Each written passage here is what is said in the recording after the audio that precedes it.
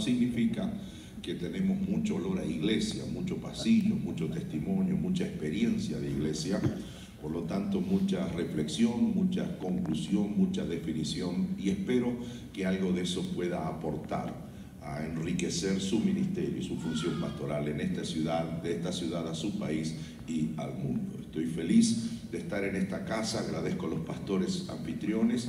Estoy feliz de ver a muchos amigos y también de poder estar junto con mis pastores, Pastor Rafael, Pastor Adona.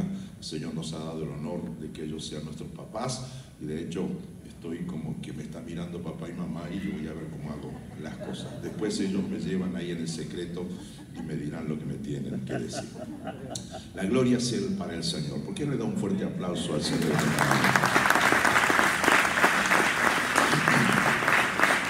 Muy bien. Muy bien. Voy a tomar unos minutos y quiero para eso invitarles que puedan abrir sus Biblias en el libro de Nehemías, el capítulo 8. Nehemías capítulo 8, solo el versículo 4. La escritura dice allí en Nehemías capítulo 8, versículo 4.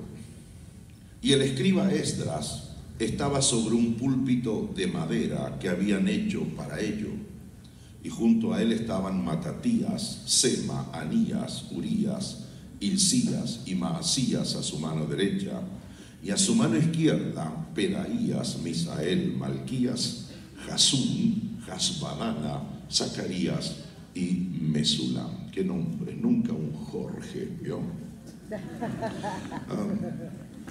Hace un tiempo ya que estoy trabajando concienzudamente en analizar, supongo que no será muy diferente a varios de ustedes, el fenómeno de la persona de Nehemías y su liderazgo.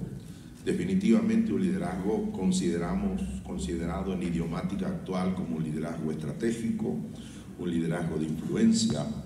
Y ciertamente una de las cosas que me pasa en esto de que me voy poniendo viejo con respecto a la escritura es que necesito volver una y otra vez sobre algunos textos que ya son conocidos y hasta algunos sermones que alguna vez uno ya haya predicado, y volviendo a revisar mis notas en el caso de mi investigación de la persona y la influencia de Nehemías, me encontré con este versículo, solo el versículo 4, que habla de que Nehemías tuvo que leer la ley en un púlpito de madera, y a derecha y a su izquierda estaba todo el liderazgo, por lo menos el primer liderazgo que ayudaba a este varón a hacer su ministerio. Por eso le llamé a esta propuesta esta mañana un púlpito de madera, un púlpito de madera. Lo que nos convoca este fin de semana lleva por título Somos Iglesia. Y de hecho, por amor somos iglesia, por amor a nuestra ciudad, por amor a nuestro país. Entonces, he seguido pensando mucho acerca de esta expresión, somos iglesia. Así que, de hecho, venía para acá otra vez y de nuevo somos iglesia. Y eso llevó a que a tantos años de ser pastor y de servir al Señor, me pregunto si finalmente hacemos lo que somos. Si somos iglesia, es un pensamiento crítico para conmigo mismo. En todo caso, mi pregunta, mi crítica a mi propio ministerio es si yo estoy haciendo lo que digo ser. Somos iglesia, necesitamos hacer iglesia. Por eso esta palabra tiene que ver básicamente con actitud y con motivación. Todos los que estamos aquí en esta mañana, absolutamente todos, estamos motivados por esto. Estamos nivelados por esto, por la motivación. Se entiende como motivación el arte de tener un motivo para vivir, una razón para vivir. Entonces, todos los que estamos aquí en las funciones que cumplimos y en lo que seamos actores y protagonistas en la vida o en el ministerio principalmente, trabajamos por motivación. Es decir, ¿qué busco cuando sirvo? ¿Qué busco cuando pastoreo? ¿Qué persigo cuando estoy ministrando? Y para ser quizás más específico, ¿cuál o cuáles deben ser nuestras motivaciones? porque ciertamente a primer lectura, a nivel de rostro, todos podemos denunciar una supuesta motivación interior, pero usted sabe que toda motivación es interior. Toda ambición viaja dentro de un ropaje. No somos de salir y publicar nuestras motivaciones. Por eso, mirando de mi izquierda a mi derecha, yo veo que todos tienen rostro de que están bien. Y ahora digo bien y les provoqué inmediatamente que sonrían. Es decir, eso hace que siempre en el saludo nuestro evangélico, ¿cómo anda mi hermano? Bien, bien, bien. Y de verdad, ¿cómo anda? Estamos en la lucha. Entonces, como que nuestra primera respuesta es, y no se me ofenda, es la respuesta de la hipocresía. Como esta es una sociedad cosmética, todo lo que se ve es lo que se vende, entonces andamos ocultando nuestros reales estados interiores. Por eso todos estamos bien, pero después pedimos una cita para hablar a solas, porque algo pasa dentro nuestro. Entonces usted le pregunta a cualquier pastor, todos los pastores que están aquí, por favor, la pregunta es, ¿por qué usted hace esto? Y respuesta clásica evangélica, porque amo al Señor, porque quiero servir. ¿Quién no respondería de esa manera? Esa es la respuesta formal. Eso no define realmente la motivación, lo que persigo en mi interior. Porque ciertamente hay ambiciones personales y siempre oculto en una ropa de servicio se esconde la verdadera motivación. ¿Por qué hago lo que hago? ¿Por qué voy a hacer lo que me piden que yo haga? Es decir, si a mí me invitan a predicar, yo digo, mi primera respuesta es, yo estoy para servirle, ¿ok? ¿Cómo hago para traerle? Avión privado, agua congelada, agua con un pingüino al lado, jugo de naranja recién cosechada, honorario de 4 ceros y demás. O sea, al fin y al cabo, mi respuesta fue formal, mi motivación se desnudó. Después, saliendo de un ropaje de supuesta espiritualidad. Así que en lo empresarial, en la banca, en el deporte, en la política, usted va a encontrar que siempre hay motivaciones, siempre hay ambiciones. Ahora, hablando a nivel del reino de Dios, la pregunta que hago es, si yo acepto que hayan ambiciones personales a nivel de política, de deporte, de salud, de finanzas, de banca, de negocios, de la vida propiamente, la pregunta es, ¿acaso existen ambiciones personales en el reino de Dios? ¿Existe por casualidad quienes quieran construir su propio proyecto, su propio reino, mientras trabajan para el Rey del Reino? ¿Será que en un equipo de trabajo, será que en una iglesia haya alguien que quiera usar el equipo de trabajo, el equipo ministerial, la iglesia local, solo para lograr una posición personal? Entonces, ¿cuál debe ser la actitud correcta en el ejercicio de nuestros ministerios? Somos iglesia, y somos iglesia por amor a mi ciudad, por amor a mi país. Este no solo es un eslogan, esta es una soga que puede ser usada para nuestra propia horca. ¿Me explicó? Es decir, lo que estoy diciendo con esto, no sé a quién se le ocurrió esto, Dios me lo bendiga, bien, pero si somos iglesia, lo soy porque amo a mi ciudad, lo soy porque amo a mi país. Es decir, algo no tiene mi ciudad, algo no tiene mi país, que sí lo tengo yo, y yo se lo daré a esa ciudad, a ese país, solo por amor, y se lo daré solo por amor, porque eso es la acción propia que define y denuncia mi ADN, soy iglesia. Entonces, este texto que acabo de leer es un texto interesante porque arroja luz al respecto. Necesito sentar 2 columnas y tiene que ver con nuestra condición de cristianos. Está claro a esta altura, ya creo que es ofensivo decir uno no es cristiano porque va a un templo. Ya creo le falta el respeto a quienes tengo sentados frente a mí, como decir yo no soy un Mercedes-Benz porque estoy durmiendo en un garage. Entonces, desde este punto de vista está claro eso, y nadie admite discusión al respecto.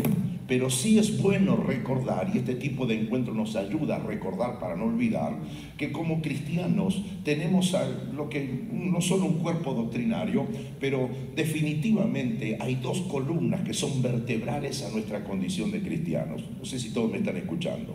Son 2 columnas, o sea, no es ni el canto, no es ni ni es el monitor, ni es la guitarra, ni hasta es la organización ministerial. Son columnas que definen al cristianismo como tal, y no solo eso, sino que también me distinguen de los demás movimientos. Cuidado con eso de al fin y al cabo todos vamos al cielo. Al fin y al cabo todos creemos en Dios, al fin y al cabo todos tenemos la misma fe en el mismo Dios. No es así. Yo sé por qué soy, quién soy y dónde estoy, y sé por qué no estoy donde no estoy. No tomé café como corresponde todavía, por eso Entonces, la oferta cristiana como producto de Dios ofrecida a la humanidad tiene dos columnas que son vertebrales y son reemplazables. La primera es la humildad, la segunda es el poder. Bien, si soy cristiano, la humildad no es opción para mí. Entonces, de hecho, se define humildad como virtud moral contraria a la soberbia que posee el ser humano. De hecho, o la soberbia que puede poseer un cristiano al reconocer sus propias habilidades.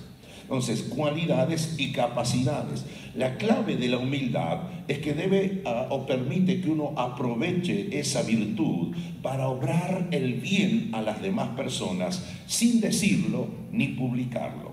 Esta no es una definición del Diccionario Teológico Evangélico. Este no es un googleo en las páginas cristianas. Esto es, si usted busca Real Academia Española, plantea que humildad es esto, una virtud por lo cual yo soy movilizado a hacer el bien a las demás personas sin publicarlo, sin denunciarlo, sin decirlo. O sea, no tenemos tanto problema con hacer el bien, el problema es que no nos permitan decir que lo hicimos. Y allí hay un problema con nuestra humildad. Entonces, desde este punto de vista, todos los cristianos practican humildad y todos los no cristianos también. Esto es una virtud con la que el ser humano nace, porque si no, no puede convivir en relación. Ahora, si esto es obligación para cualquier mortal, ¿cuánto más lo es para el que dice que es cristiano? Amén. Entonces, de hecho, la humildad permite a la persona ser digna de confianza, flexible y adaptable. En la medida que uno se va volviendo humilde, adquiere grandeza en el corazón de los demás. Quiere decir que todo humilde es aceptado y todo soberbio es rechazado. Por eso, en esta combinación, idoneidad más soberbia es igual a rechazo de posición. De hecho, en este sentido, nadie convoca a un idóneo por su idoneidad cuando ha denunciado ciertamente ser soberbio, porque es un peligro trabajando en equipo. Y si usted tiene uno, Dios me lo bendiga. Entonces, humildad es cualidad por la que una persona, un cristiano, se considera pequeño, insignificante frente a lo trascendente de su propia existencia o ante Dios. Se para frente a Dios y se da cuenta quién es uno y quién es otro. Humildad. Entonces, desde este punto de vista, nuestro modelo es indiscutible. Llevad mi yugo sobre vosotros y aprended de mí, que soy manso y humilde de corazón, dijo el fundador de este movimiento, dijo el autor y el culpable de toda esta maravillosa locura de ser cristiano. Allá por el Evangelio de Mateo. Y la otra expresión vertebral es el poder.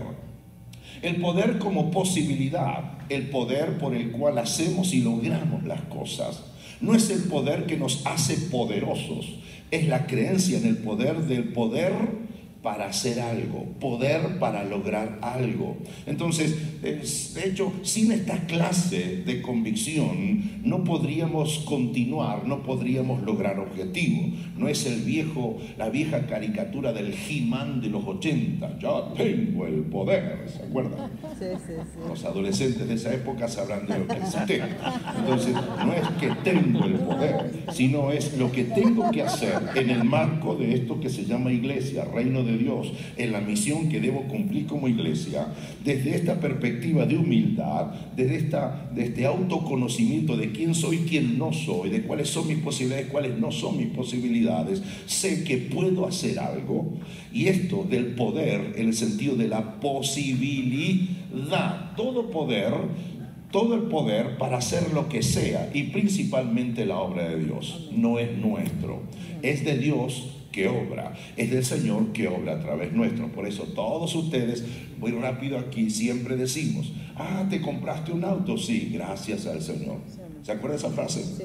Bueno, terminamos de construir el templo, la gloria es para Él, gracias a Dios. O sea, trabajamos, transpiramos, sudamos, pero todo lo hizo Él. O sea, no hay posibilidades en nosotros, somos simples interlocutores entre la necesidad y la respuesta y la solución. Ese es poder en el sentido de que no hacemos nada por nosotros mismos. Pablo, en una expresión típicamente paulina, planteó y dijo: porque no nos predicamos a nosotros mismos, sino a Jesucristo. Y tenemos este tesoro en vasos de barro, para que la excelencia del poder sea de Dios y no de nosotros. Hasta aquí estamos de acuerdo, ¿verdad? De hecho, esto es teología teórica. Vamos a ver cómo andamos con teología práctica. ¿Por qué? Porque usted y yo, como cristianos, como pastores, como ministros, como apóstoles y con todos los rangos que nosotros aceptamos entre nosotros, está claro que tenemos una conducta que demostrar. Mi condición de pastor general no me exceptúa de no practicar humildad. No puedo desde mi posición exigir a quien está empezando y yo estoy como inmune a eso. De hecho, desde esta perspectiva yo tengo una actitud, una forma de vivir y de servir a las que nos obliga nuestra condición primaria de cristiano, luego de nuestra posición ministerial, líderes, pastores, ministros. Y esa forma de vivir y de servir se prueba en el trabajo en equipo. Trabajo que se hace por amor a mi ciudad y por amor a mi país. Así que la humildad y la potencia para hacer la obra se prueba precisamente cuando, en vez de darme la posición a mí, se la dan a Pepe, que es un carnaza, carnívoro y caníbal, que tiene de espiritual lo que yo de astronauta. Entonces ahí descubro yo cuál es mi real motivación. Cuando pierdo la posición en manos de otro injustamente. Allá afuera, a nivel de política, de empresa, de banco, es una carnicería. Aquí adentro, a veces me pregunto por qué se divide la iglesia. Precisamente, el punto cuando empieza a dividirse la iglesia es cuando alguien no entendió de qué se trata la humildad. Entonces, nuestra mayor insensatez,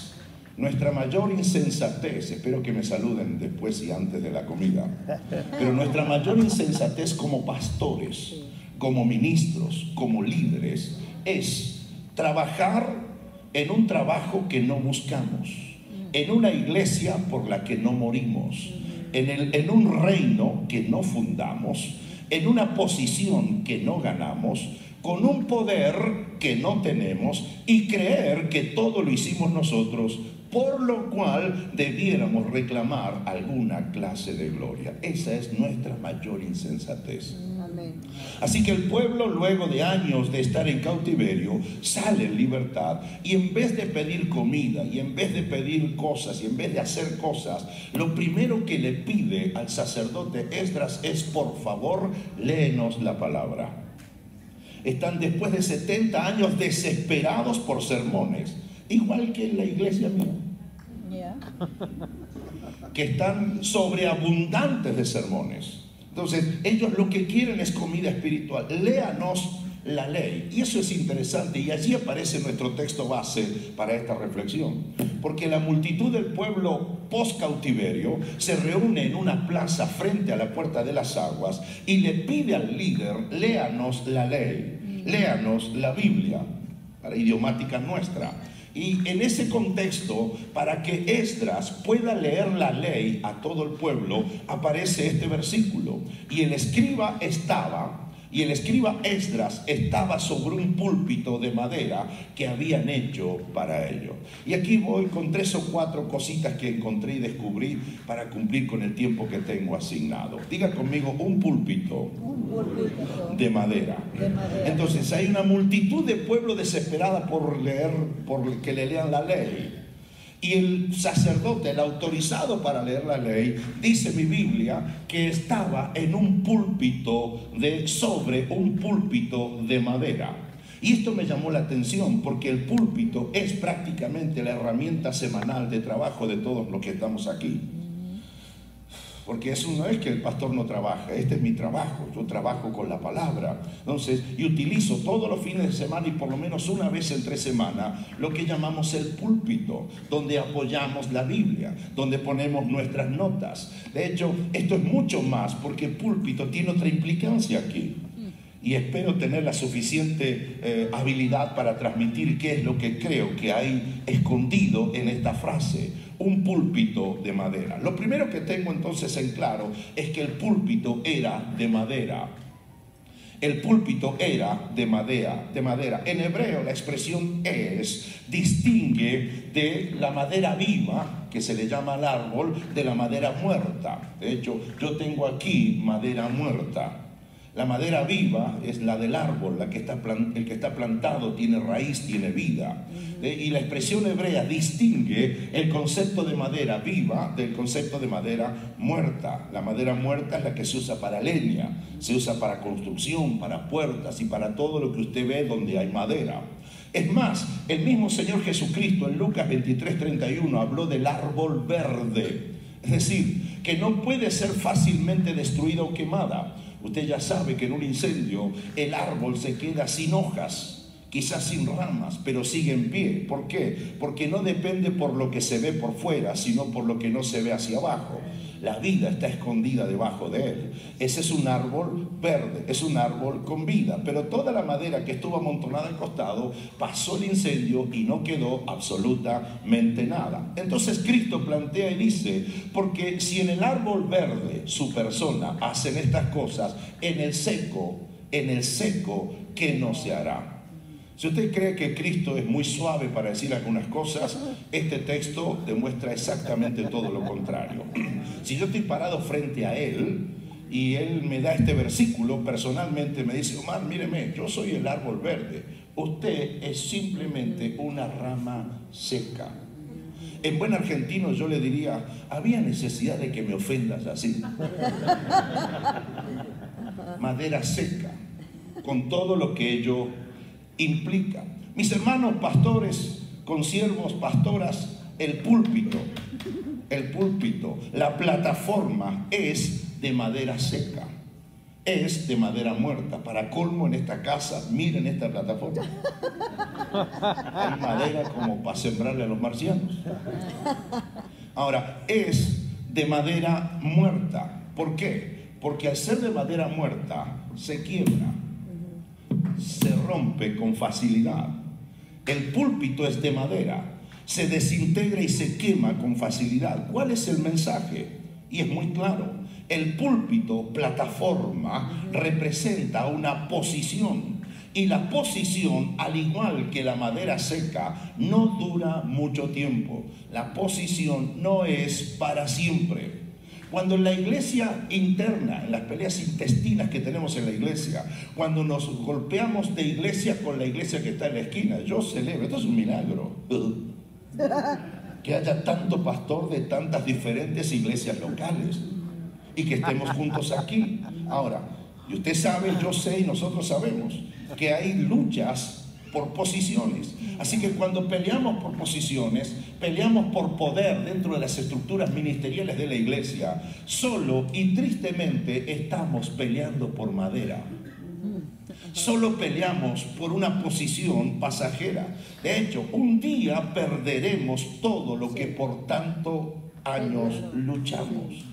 Mi testimonio, tu testimonio es: estoy para servir, es por amor a mi ciudad y a mi país.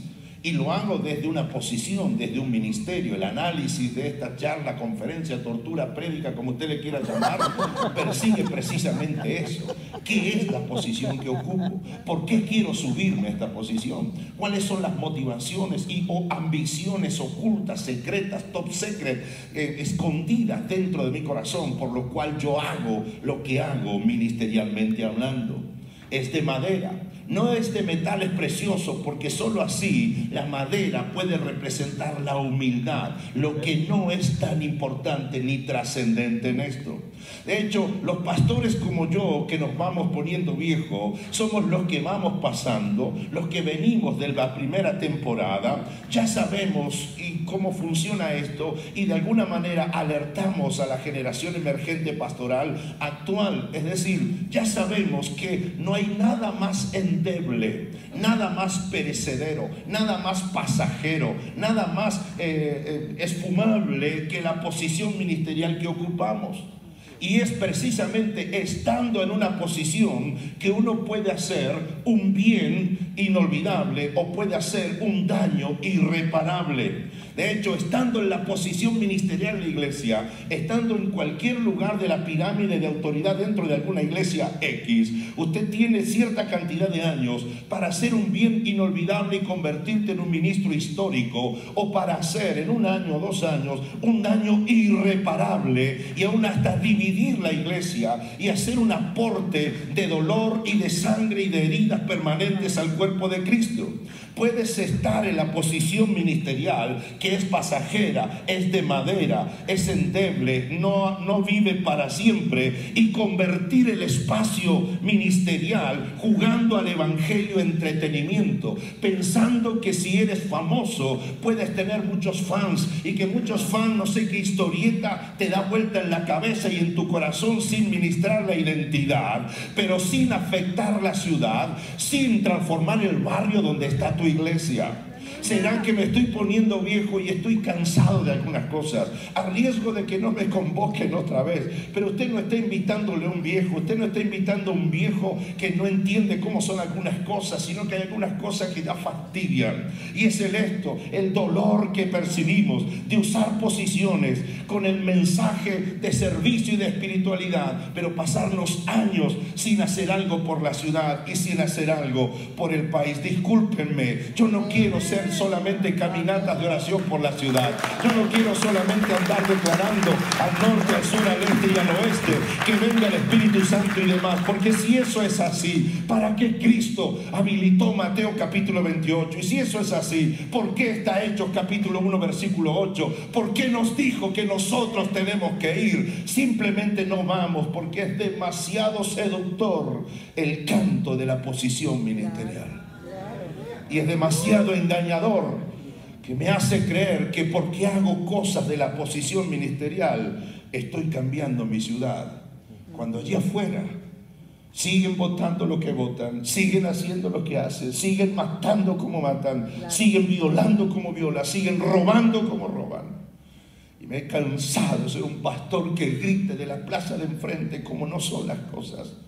Algo más tenemos que hacer en esto. El púlpito es de madera. Con humildad y luego con idoneidad se permanece en la posición, en el púlpito, por todo el tiempo de aquel que lo usa. El púlpito es de madera, primero. Segundo, el púlpito está alto.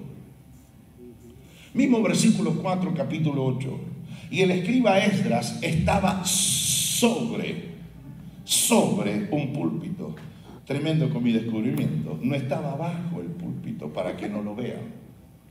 Aquí no aplica de la luz que tiene que estar escondida. Aquí siempre el principio bíblico aplica de que hay que protagonizar, que hay que aparecer, que hay que hacerse visible. Estaba sobre un púlpito. Es de madera y está alto. Reciban esto, por favor. El púlpito debe estar alto, y que esté alto es una necesidad, porque esa es la única forma en que miles de personas pueden ver a uno solo que está hablando. Por eso hubo un pequeño, rapidísimo debate con mi pastor y con el pastor de la casa. ¿Dónde me paro para hablar? Abajo me es más cómodo, arriba me expone más, porque aparte de verme, también me juzgan. Porque abajo me ven de aquí para arriba, pero acá me ven todo. Pues estoy escondido con mis patas chuecas y esto y aquello, lo otro. Porque tiene que estar el lugar alto. Mis hermanos, el pueblo está a gusto cuando puede ver quién es el que le predica. Eso no es su problema.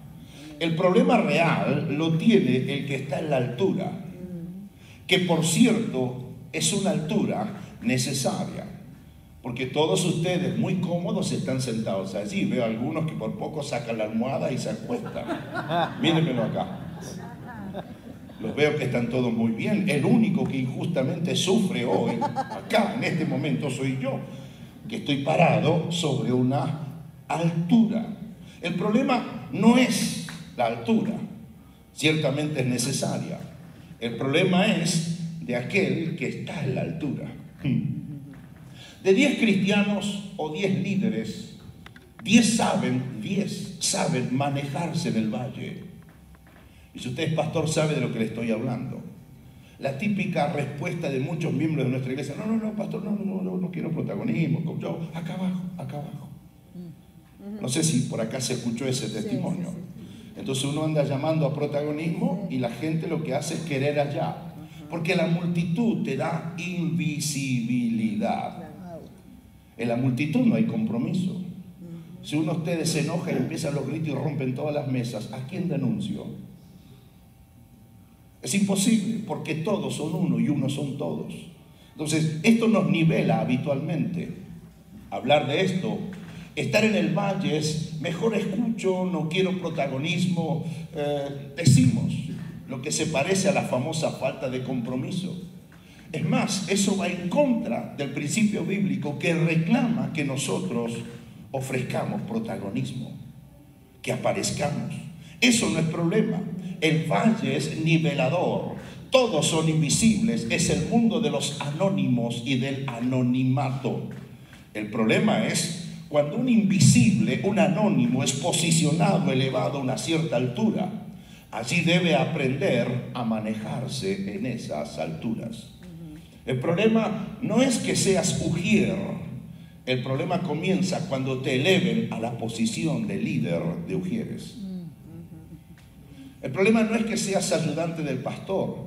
El problema es: ¿por qué han pasado tantos años y no me han elevado a la posición de pastor?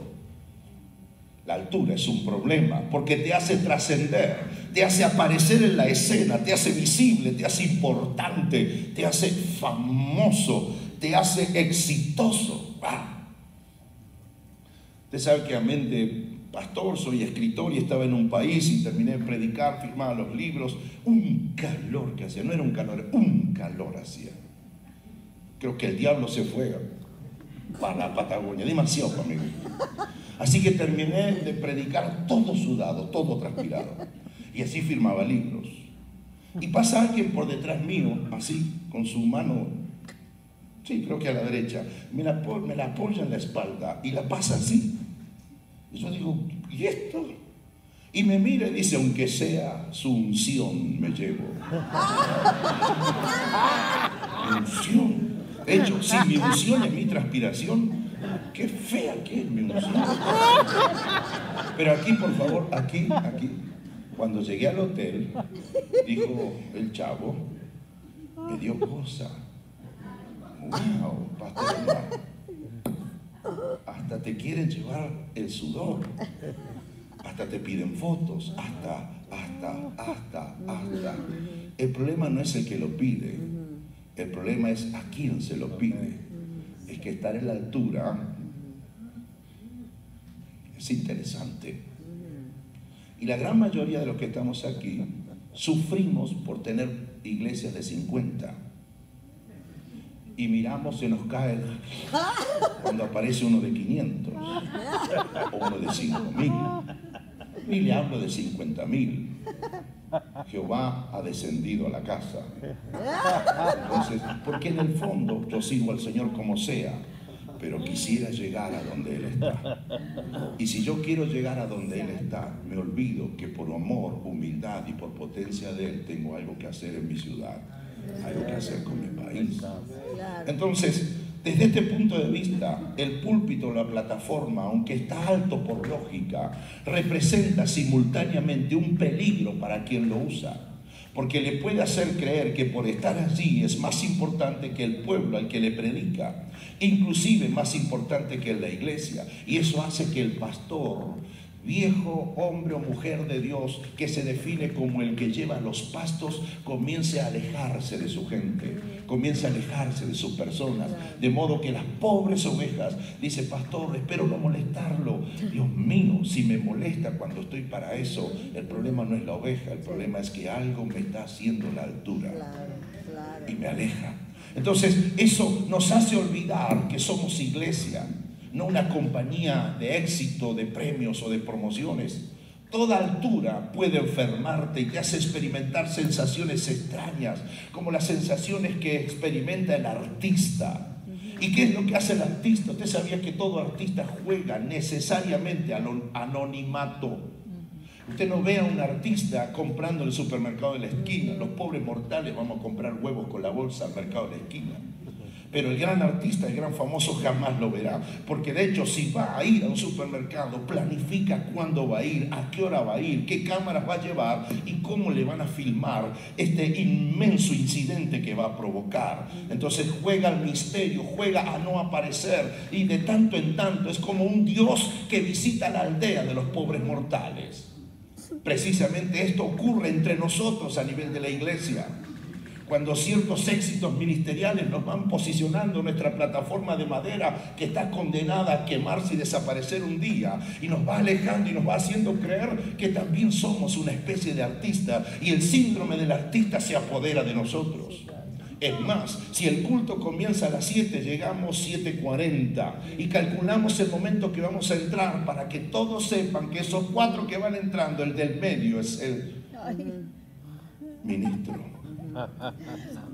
Y desde esta perspectiva nos retiran antes, nos traen después, antes, y desaparecemos de la escena, y nos queda ese viejo gusto de no hay cosa más linda que jugar a la vida con los miembros de nuestras iglesias.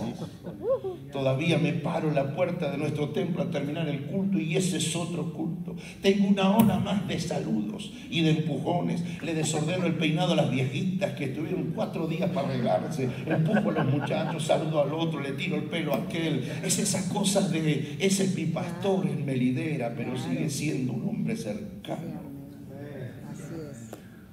Y si es exitoso, no es mi trabajo definirlo. Mi problema no es que me definan a mí, los que yo trabajo con ellos. El tema es cuando llego a la habitación y el que me puso en esto me mire y me diga qué es lo que hice. Amén. La altura produce mareos, vértigos, y a la vez seduce y embriaga demasiados en el mundo que quieren conquistarla. El peligro de la altura es hacer creer al que la conquista que si pudo con ella podrá con todo y no necesitará de nadie más. Entre el pastor 1, el pastor principal, el que debe resolver esto es el pastor 2, el que está para colaborar con él. Porque tarde o temprano la suma de sus éxitos, la altura lo embriaga y le hace creer que a misma posición, misma autoridad. De hecho, predica mi pastor y se duerme todo el mundo. Predico yo y se convierten hasta las sillas. Es el tiempo de reclamar una posición. La altura, por eso, fomenta el individualismo y amenaza el trabajo en equipo. ¿Sabe por qué no nos unimos los pastores? Porque no nos conviene a los fines de nuestros negocios personales en el ministerio. Porque sabe, venir aquí no hay famosos, si los hay, Dios me los bendiga. Aquí no hay pastores de iglesias megas, si los hay, qué honor conocerlos. El problema nuestro tiene que ver con eso, de grandeza o no, de trabajar con otros. Porque la altura fomenta el individuo y la Biblia va en contra de la cosa individualista. Precisamente por eso quienes sufren de sus síntomas razonan y dicen: a igual altura, igual autoridad. Si no me reconoce, me quedo con mi montaña y divido la iglesia. Pastor, no salgas a dividir iglesias. Amén. Lo estás haciendo solo por un pedazo de madera. De última, en otros el rédito es otro, pero en esto es simplemente madera. ¿Y sabe qué es lo peor? Al final de la historia se dirá que fuiste tremendo pastor, pero comenzó dividiendo iglesias. Peleamos por madera. El púlpito, y termino con esto, un púlpito de madera que habían hecho para ello. Tercero, el púlpito no es mío. Esdras no se subió solo al púlpito, lo subieron. Esdras no se construyó el púlpito, plataforma en la que está de pie, otros se la construyeron. No subiste solo a la posición que ocupas, alguien te subió. No inventaste la posición, ya estaba inventada antes de que existieras. Esdras fue colocado allí, Esdras fue colocado aquí por Dios y fue reconocido por el pueblo, que construyó para su líder una plataforma de madera de modo que pudiera desarrollar su oficio. La iglesia ha de tener que facilitar a su pastor que desarrolle su oficio. ¿Perdió algo, compañero? Okay. No descubrimos nada. Dios nos llamó, nos dio la posición y un pueblo es el que nos reconoció. Esdras está más alto porque tiene un oficio, una función que así lo exige. Mira mejor, comunica mejor, es diferente a los que los escuchan, porque él, de todos los que están allí, él es el que sabe de lo que habla. El pueblo no quiere escuchar a cualquier charlatán, quiere escuchar al idóneo, al llamado, al que le dio la posición y le facilitó para que haga esa función. El pueblo le da permiso a su líder para que ejerza su liderazgo. Esdras, el gran problema de muchos cristianos y de líderes es su desesperación por construirse un nombre, una plataforma, un escenario. Cueste lo que cueste, pase lo que pase, ignorando el histórico y el eterno proceder o metodologías. ¿Usted toca? Ayúdeme. O metodología del Señor. Entonces, desde este punto de vista, lo que he querido transmitir es simple. Debemos cuidar de no ejercer nuestro liderazgo sin haber resuelto antes asuntos de nuestra estima y de nuestra autoestima. Porque si voy a necesitar una posición ministerial y eso me va a validar como persona, no he resuelto un problema. Y lo peor será que mientras ejerzo el ministerio, deberé ir resolviendo un problema. El problema es que el precio que se paga es alto, porque son gente, no cosas, son personas, no muebles, son hombres, son mujeres, son humanos, es piel, hueso, sangre, que trabaja con nosotros, no simplemente mobiliario ministerial. Entonces Dios te llama, te posiciona, el pueblo te reconoce, te suben, y el ministerio se acaba. Por lo general, acaba cuando acaba la vida del que ocupó la posición. Por eso el púlpito pasa, no es para siempre. Pasa, no es para siempre. Pasa, no es para siempre. Mi profesor de eclesiología se paró en una silla en aquel instituto y nos dio dos gritos bien fuertes. Primero, van a tener problemas, nos gritó, nos bendijo. Cuando va al ministerio van a tener problemas. Y lo segundo, no olviden nunca, los pastores pasan, las iglesias quedan. Amén. Entonces, cuando entendí eso, me di cuenta que mi posición es pasajera. Esto es lo que Dios me dio. El pueblo reconoció, me subieron aquí. Es mi deber que mientras yo use este permiso sagrado, al final de los años, la gente pueda decir que fui digno, utilitario, de un púlpito de madera. No quiero al final de mis años integrar la lista de los que abusaron de la posición y causaron daño. Estamos a segundos de hacer la mejor historia para este país. Y no depende tanto que los demonios se sujeten a nuestros gritos, como sí depende tanto de cuánta grandeza hay en nosotros para amar al Esdras que tengo enfrente, para bendecir a la Esdras que tengo atrás, que están ya unos en montañas, otros en megápolis, unos con pocos y otros con demasiados, pero al fin y al cabo todos haciendo lo mismo que nos pidió el mismo hacer, sea donde vivamos, y sea de donde hayamos nacido. De eso se trata, para que lo conozcan a Él. Que no te importe tanto que no te conozcan, como sí que te importe que el que te llamó y te posicionó te siga llamando por tu nombre y te siga diciendo: buen trabajo, me gusta lo que estás haciendo. ¿Sabe? Hace un tiempo me invitaron a predicar una iglesia y este varón que me convocó al púlpito dijo: está con nosotros Pastor Oscar Rivera. Qué bendición, pase, pastor. Y yo digo: me han cambiado por Rivera. De hecho, pensó que yo era Oscar Rivera. Otro me habló de Omar Cabrera. No tengo un nombre, wow, que esos que pegan, como un corriente. Finalmente, no es esa mi motivación. Si estás en el pastorado porque quieres servir, sirve.